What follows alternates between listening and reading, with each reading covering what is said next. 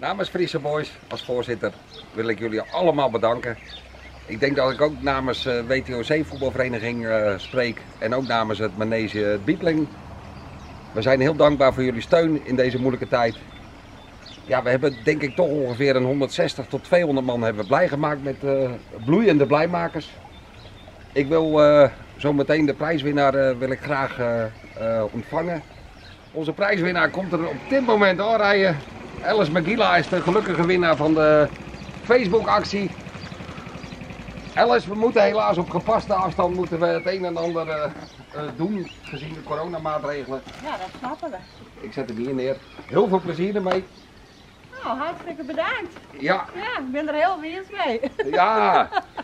En als laatste willen we natuurlijk Kwekerij Baas ook in het bijzonder bedanken. Met name Dieter Baas en Wilco Arendsen.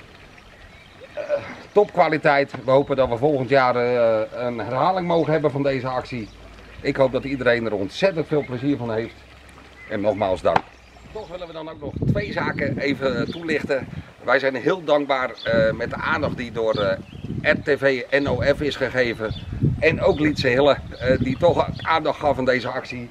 We hebben daarvoor ook voor RTV NOF en Lietse Hille nog 2 handpotten die ze kunnen weggeven voor RTV NOF. En Lietse Hille die zit momenteel, meen ik, op Texel. Ze staan voor je klaar. Ontzettend bedankt.